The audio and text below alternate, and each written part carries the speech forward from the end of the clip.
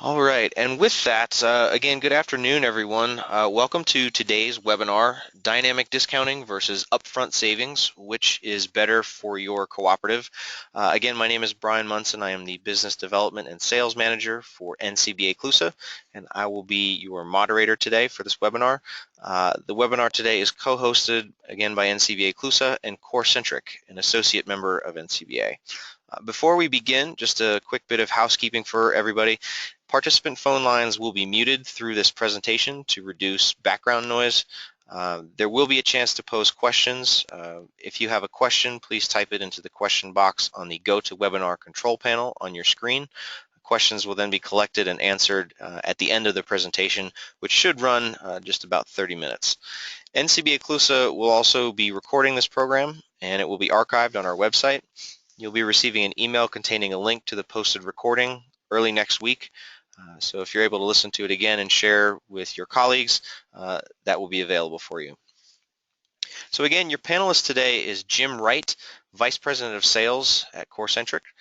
Jim has been with CoreCentric since 2010 when he joined the company as a national account manager. He brought with him his 15 years of experience in consultative sales to Fortune 1000 companies, focusing in the area of accounts payable automation. In 2013, he was promoted to Director of Sales and has had great success leading, developing, and managing the growth of CoreCentric's Core 360 automated accounts payable solution through the expansion of its regional sales force. For a quick bit about our co-host organization, CoreCentric, CoreCentric provides leading-edge financial process automation solutions for more than 3,000 buying groups, purchasing cooperatives, and their members. CoreCentric's scalable technology platform enables your organization to connect with its entire business community electronically through EDI, XML, flat files, etc. Managing transactions to allow your group and members to easily connect to suppliers so that your executive leadership can focus on networking and building out more business. Key capabilities include private label web portals for managing and accessing all your program-related data, the ability to connect members' ERP systems to CoreCentric for straight-through transactions, price file validation, contract compliance management, and rebate management, as well as invoice translation, validation, and much more, which we will get into today. So with that said, I would like to turn this webinar over to Jim, and we can get started. Jim? Great. Thank you very much, Brian. Appreciate that. So who is this presentation really geared for today? It's really geared for executives that are looking to find a more cost-effective and efficient way to find savings and other opportunities for revenue for their buying groups and cooperatives that they operate. And what we've really seen in the organizations out in the universe, or companies out in corporate America, is that there really is a big change in the way that companies are operating their businesses in corporate America. And what we really see is the trend of moving more towards a purchase order centric business model, meaning that the days of making purchases off POs isn't something that's acceptable. So most organizations are moving towards a process where they want their buyers to be purchasing things off of purchase orders, so that way they can really try to maximize their spend that they have with the various suppliers out in the world that they're doing business with, to help them analyze and be more effective on the front end of the purchases that they're making within their organizations. And ultimately, it's due to that goal of, that today's environment is a very competitive environment for all companies across all industries, and there really is no better way to make yourself efficient by really looking at yourself in the mirror, seeing where those costs are, and trying to run your business as efficiently as possible. So what are the differences between upfront savings and discounting? And this really goes to the buyers, or the customers on the front end, whether it's a member or a buyer within your cooperative organization. And what corporate America is really faced with is that they're faced with the challenge of looking at, well, where is the cost savings, and how do I make my business more efficient? So in corporate America, companies are looking at saying, well, can we do this by being more proactive up front with managing our spend from a purchase perspective, or do we start to take advantage of some of the technologies that are out in the marketplace to try to capture some discounts on the back end of their invoice approval process? So lots of organizations are continuously scratching their head trying to figure out, well, which really serves a better purpose for them? Is it utilizing what we would consider a supplier network that has horsepower, or is it a solution to really chase discounts on the back end? And that's ultimately really what we're going to be talking about today, and how that can be applied to your organizations to really drive the efficiencies for your customers. So what type of spends are there? And I always kind of like to settle things, because I always joke around with folks. There's, we all speak English, but sometimes we have some different languages. So I always like to level set on some of the terminology that we use. And so a couple of the pieces of the terminology that I'll be utilizing today in our talk track is, the difference between direct spend and indirect spend. So to help define those, I just want to quickly, state really what they are from our perspective. So direct spend are the items or the goods that you need to buy as an organization that are mission critical to the products and services that you're providing as an organization. So for many co-ops and buying groups, those are the type of items that you're really focusing in on to try to provide the best solutions or products to your customers for them to remain as competitive as they possibly can be in the markets that they're serving. Indirect spend are all those other items that they need to buy to operate their business on a daily basis. And it is largely an area that goes unlooked, and it is a very large portion of spend for an organization. So depending upon the type of organization they are, you could see anywhere from 20 to 50% or more of their total spend falls into this indirect spend category, which again is largely overlooked and not paid attention to. So where do we all focus our time? So even as a buying group or a cooperative, we're really obsessed with looking at those things that are those more direct materials that we're providing to our customers. And even for our customers, when they're looking at trying to contain their cost, it's really more about the direct spend, and it's not so much about the indirect spend that they need to buy to operate their business. So there are very large categories of types of spend that really fall off the radar, and those are things like laptops and phones, paper, printing cartridges, everything right on through to building maintenance and repair supply, or MRO. And really there's a very large laundry list of different categories that fall into this indirect spend category that are, and oftentimes many neglected within an organization. So what is the best approach for corporate America? And again, this is really where the corporate America, the buyer, the end buyer, is the one who's trying to figure out what's the best way for me to be able to run my business in the most effective way. So as they look at the different options on the very front end, there seems to be a struggle about what is the most effective way to do this. So as I mentioned, there's really two options. You have the option to chase some discounts or utilize a supplier network that has some horsepower that we'll further talk about. So as it relates to discounting, there are actually multiple types of flavors of discounting that are out there that customers are chasing. So you have your typical early payment discount, which most organizations will see anywhere of a typical 2% 10 net 30 term. So meaning that if an invoice can be approved and be paid by that 10th day, they're eligible to take that 2% discount. And then they still need to make sure they fulfill the payment within a 30-day period if they can't get that invoice approved within that 10-day time frame. Now, some of the new things that are coming out with other technologies are things that you may have heard in the industry out there with a new term that's popped up over the course of the past few years that is related to what was considered dynamic discounting.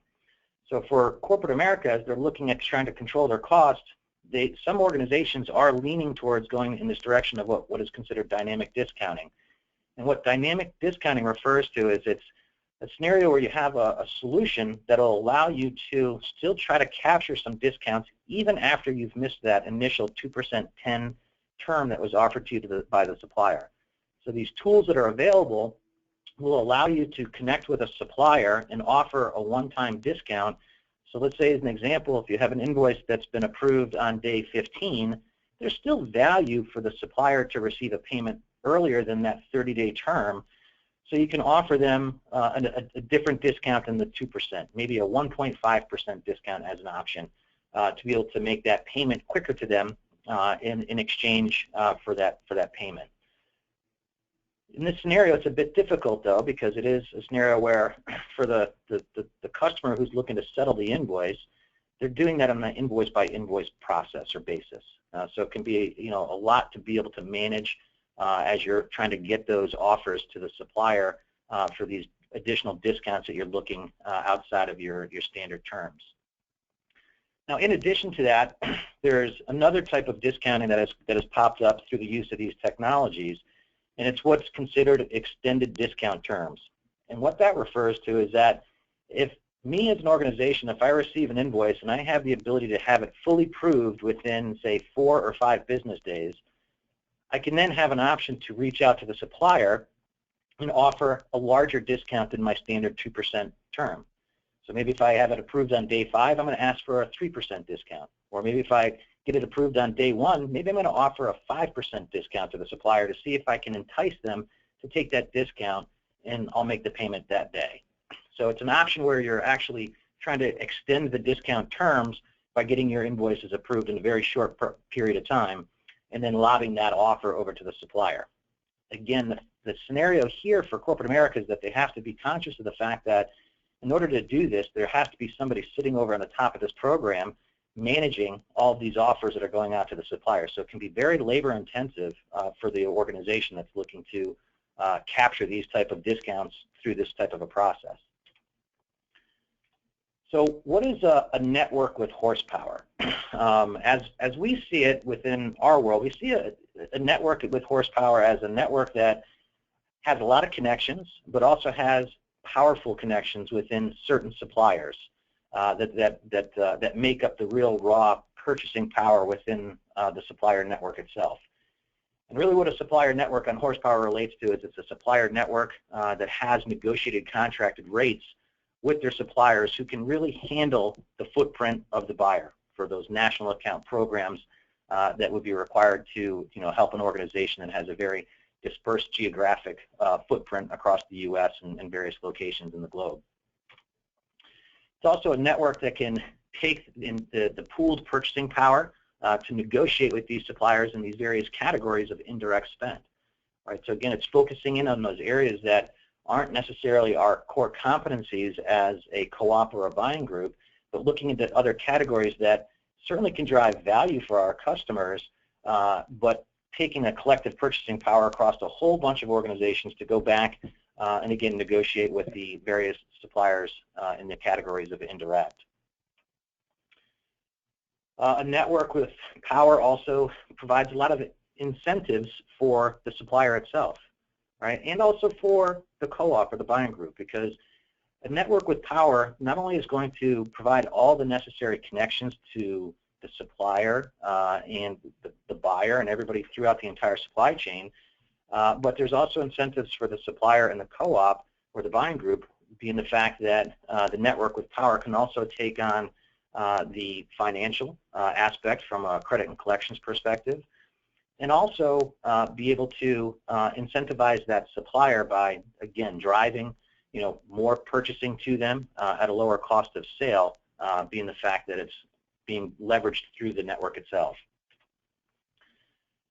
A network with horsepower also delivers significant cost savings to the end buyer, right? So the real cost savings for the buyer can be significant based upon the different categories of spend that they may have, and these could be anywhere from an 8 to a 20% discount that they would be seeing based upon the different categories of spend that are contained in these different programs.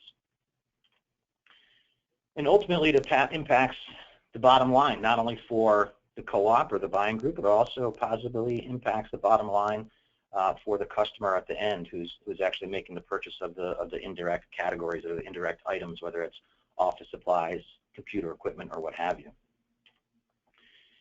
And the other thing that also is very important, a key component to a network that it has horsepower, is that it's a network that not only has these strategic connections with the suppliers that are part of the buying group in these indirect spend categories, but it also gives you the ability to connect with any supplier that wants to enroll in electronic invoicing. So it allows you to drive efficiencies not only for the items that you're procuring through the programs, but also there's operational efficiencies that you can gain with the supplier network that has horsepower by allowing connections to other suppliers outside of the buying category, so you can drive efficiencies through electronic invoicing to automate the invoice approval and receipt process that an organization will have on the buying side of the equation. So a network with horsepower is all realized through a network that really focuses on these key strategies or key areas. And one, it's the ability to gather all the necessary market intelligence in these categories of indirect spend. Again, which is typically not really our core focus as a co-op or a buying group, because we're looking at those specific items that are very important to our customers in their categories of direct spend. So it allows you to really leverage the network to be able to focus in on those other key areas, to gather all that necessary information, and then go through the supplier selection process and ultimately provide all the contracted rates with those suppliers.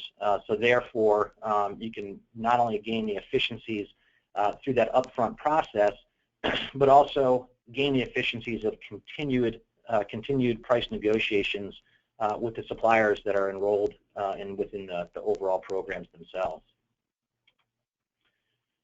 And a network with horsepower is really supported by a series of experts that are experienced in large procurement within the categories of indirect spend. These are individuals that are completely tuned into the market trends and constantly looking at other ways that that things can be brought to the co-op or the buying group as various new categories that may be interesting for additional revenue lines throughout the relationships.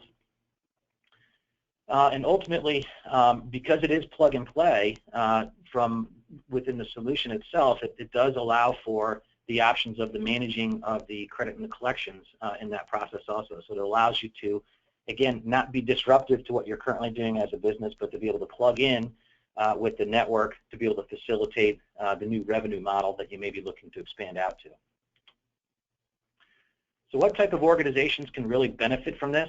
We really see it as multiple areas, right? So you have the co-op or the buying group that certainly can get the benefit from a new revenue stream that you're looking to go down.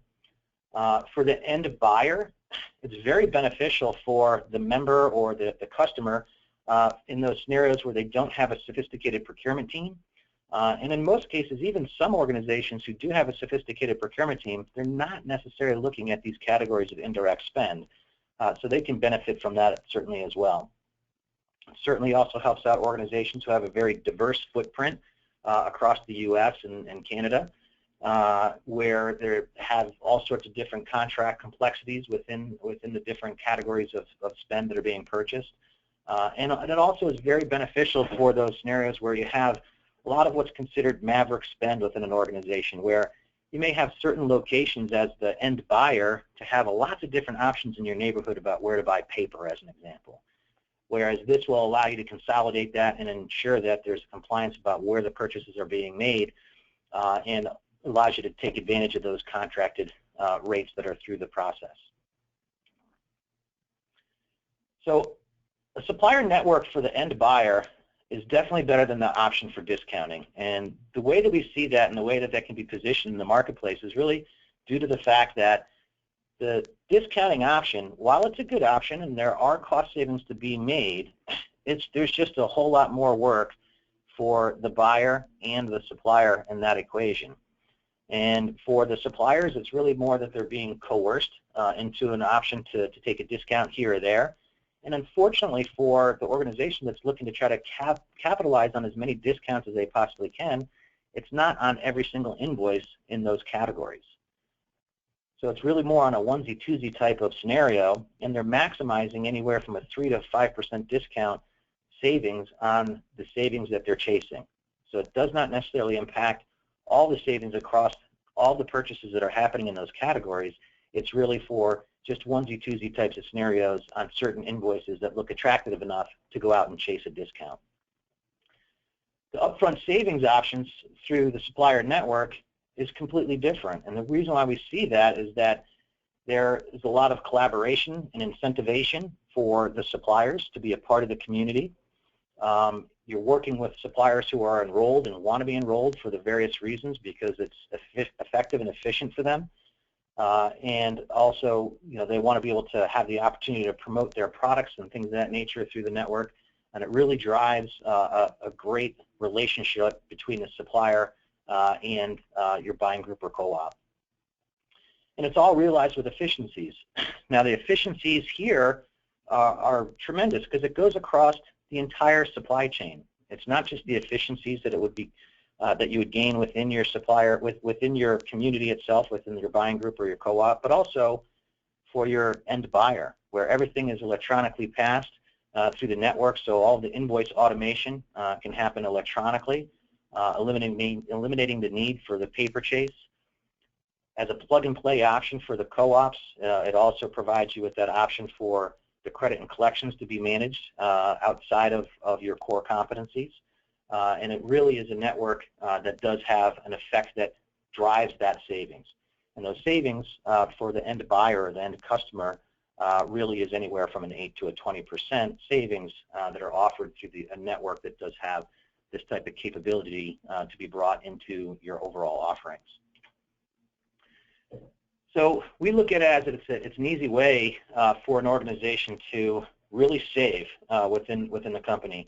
And it's the upfront savings that are driving, the huge process efficiencies for an organization. So when you plug in a network like this that has these connections, there are those benefits for the co-op and the buying group. And again, there's additional benefits even for the buyer or the member on the buying side of the equations with having everything being automated and passing electronic invoices through the entire process.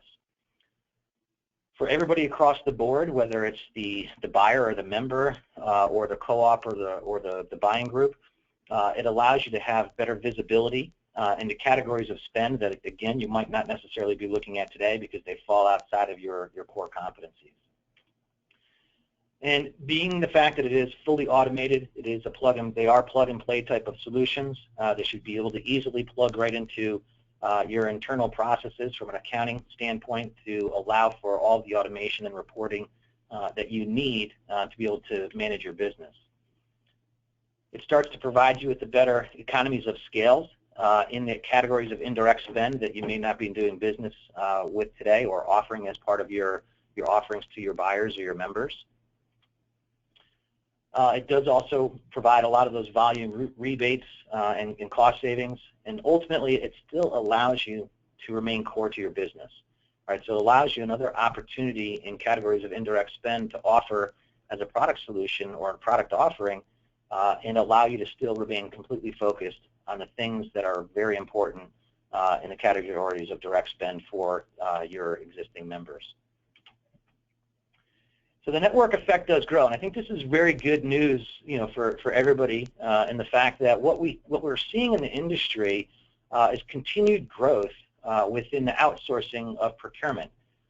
So organizations like the Everest Group, they've cited in a report that they conducted last year that third-party management of procurement spend is growing at a clip of over 10% every year, which is great news for us as companies that are involved in this type of an industry. Other organizations, companies like Proxima, they state that nearly 1 in 5 U.S. organizations are using procurement outsourcing providers to support indirect procurement. So there's actually a trend that is happening in the marketplace where organizations are lending itself to outsourcing this type of a procurement function to organizations like ourselves. Other organizations like the Hackett Group, they cite that nearly 1 in 5 or a little over 1 in 5 businesses currently rely on partners for their procurement analytics. So they're actually outsourcing the data mining of information so they can get to the necessary information to figure out where their costs are. And they're actually looking to increase that as the years continue with their outsourcing partners as they analyze their spend. And the numbers really do continue to stack up. There are all sorts of organizations out there that are doing independent studies. The Gartner Group cited that for non-compliant spending within an organization, you can retain up to 50% of savings by having better managed purchases with the upfront negotiations. So the benefit that really is being passed along here, particularly to the buyer, is the fact that they're getting these compliant spending or guaranteed contracted rates through the overall offerings in the categories of indirect spend and the other items outside of the things that you're currently bringing to the table to them. One of the other things that it sometimes is also overseen as a benefit is the benefit in the reduction of the cost for the buyer in the processing of the invoices. Being that things are electronic and being passed electronically to the supplier from an invoicing standpoint, there's a lot of efficiencies that the buyer or the member can actually gain through the use of the electronic invoicing that is a part of the overall offering. So they can streamline their invoice approval process, which in many cases, with automating that side of their business, they can save significantly on a cost per invoice to process. The other thing that happens with a lot of organizations or procurement professionals, they look at what's considered maverick spend, right? So it's, so like supply management cites that 71% of procurement professionals cite that maverick spending is the biggest issue that they're challenged with today. So you have people buying not against any contracts when they're going out to the local vendors and procuring goods that they need. And indirect spend, again, is one of those biggest areas that is completely overlooked by most organizations when they are making their purchases for those items that they need to run their business on a daily basis. And even organizations like IBM have done their independent studies as well, too. And back in, 2013, IBM conducted a study as it relates to contract management. And what they found was a staggering number that there's approximately $24 billion worth of savings to be had in the marketplace with effective contract management. So in many cases, we are talking about significant dollars from a savings perspective for our end customers or buyers, but also for the organizations that are involved in the overall supply chain. So there are really, we see like 3 focal points that deliver the return on investment for really all parties involved. It's the ability to be able to leverage the negotiated contracts and savings that are offered through the indirect spend programs. It's also the automation of the invoice processing. So all the transactions through the buy side and the sell side equation is automated through the network. Right? And there's efficiencies that are gained within the buying group or the co-op, as well as right down to the person who's making the purchase through the programs. And ultimately, it allows everybody to free themselves to focus on their business, whether it's a co-op or a buying group, by having a new opportunity or a new revenue chain that can be plugged right into their existing offering to their customer base, right onto the customer at the end result who's making the purchase, who is able to focus in on their business and not have to worry about all the costs with the items that they're purchasing to either support their business from the items that they're manufacturing or the services that they're providing, right on into the indirect spend categories that can be made available. And after all, what we really see is that there, even a small percentage of saving for a company can really make a very large impact to the bottom line of an organization from a profit perspective. So there's a huge impact that can be made in a business case that can be provided to your customers about moving into this type of an area as well. So to provide you with a little bit of an idea of some of the savings that we've seen for an organization, provide a little bit of a high-level overview of a customer who was able to take advantage of some cost savings relatively quickly. So we have a customer who is in the marine transportation space.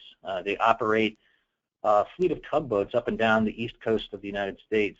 And in their scenario, their biggest challenge that they had is that they have a lot of spend that was happening at each of the different port locations, where they have their port managers and maintenance folks doing all sorts of maintenance on the vessel, as well as things that were happening within the port that needed to be fixed. And they had a very large portion of their spend within MRO, or building maintenance and repair supplies.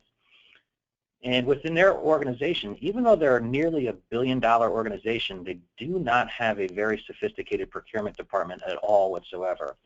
And various categories have not been monitored at all within the organization, and MRO was one of them. And what they were finding is that The branch managers or the fleet managers at the various port locations were going out and buying all sorts of goods from a host of different suppliers for the maintenance items that they needed to procure. And what we ended up doing is they ended up taking advantage of one of the programs that we offer in the category of MRO. And right off the bat, it was able to save them a total of 8% on all of the spend throughout the organization in this one specific category. And what that resulted for them is, in their case, they enrolled in the program back in April of this year. They've purchased a little over $532,000 worth of goods through the particular supplier, which has resulted in a very nice savings for them of a little over $42,000 worth of savings. So there's a significant impact that we're making to their bottom line by them taking advantage of the supplier network that has this horsepower. The other benefits that it provided to them was better visibility into the spend, what items were actually being spent, and how the individuals were making the purchases. And now they're looking at further expanding that out into other categories that may very well be other low-hanging fruit that they haven't even thought about before in the past as well, too. So it was a significant win for them, and the upside is that there's more cost savings for them to be had as they look to enroll in various programs through the indirect spend categories. So in summing it up, the way that we see it for organizations, whether it's a buying group or a co-op or corporate America, really the best way to go is to going the way of the network. It's taking advantage of that network that does have the horsepower, which brings to you significant cost savings and also revenue opportunities for your organizations. It's ultimately paid for through the efficiencies that are brought not only to you as an organization, but to your end members or your buyers through the process with everything being electronic through the network. It certainly outperforms those discounts that your end customers may be trying to determine what's the best option, and by far, getting a certain percentage of savings on 100% of your spend through various categories will certainly provide you with significant savings versus chasing a couple of invoices for a few percentage points off the payment terms. A network with horsepower is run by experts, and it's ready to roll with people who are experts in the categories of indirect spend to help provide a new offering for your organizations. It's very fast and easy to roll out and plug in to your existing processes. And again, ultimately allows you to really continue to focus on your core competencies and bring in a new product offering that will allow you to further expand the revenue opportunities within your member communities. And with that, I want to thank you very much, and we'll take any questions that may have come in. But thank you very much for your time today. So, Brian? Sure. And Jim, thank you for the great information. It was a great to be walked through all that. I think the attendees on the line appreciated all that. Very, very clear and concise. So again, we will turn it over to some questions. If you have any for Jim, please don't hesitate to send those through while we're waiting for some of you to contribute those. Jim, maybe you can talk about what I feel like there's probably a few groups out there that do this sort of thing. What would is it the offerings that are sort of separate in terms of I guess the collection of partners? Does that form a core difference? Is it the level of service that's provided that helps differentiate? Can you talk a little bit about folks that may have been familiar with this concept, but just haven't kind of taken the leap? What can kind of make them take the leap in that sense? Well, it certainly depends upon the different co-op or buying group and what they're currently offering today to their existing members and buying community. Again, one of the big areas that most organizations do not necessarily focus in on is the different categories that fall into the indirect spend category specifically. So a lot of co-ops and buying groups are focused in on very specific items. Maybe it's parts or it's tires or what have you. So there could be an awful lot of different categories that are left off the table. We've see different buying groups that are even involved in things like, things very specific for the food and beverage industry. But when it comes to the indirect spend categories, they're not necessarily doing that type of business in those areas. And it does take a little bit of a different mindset to work with the suppliers to be able to achieve the procurement programs that are going to provide the ultimate benefit to the member or buyer in that community. So I would say part of it is the fact that we're focusing in areas where a lot of traditional organizations may not be focusing. There certainly is a large aspect of the customer support and service that is provided through that as well. And the other component to it is that everything has been automated and streamlined through the process as well.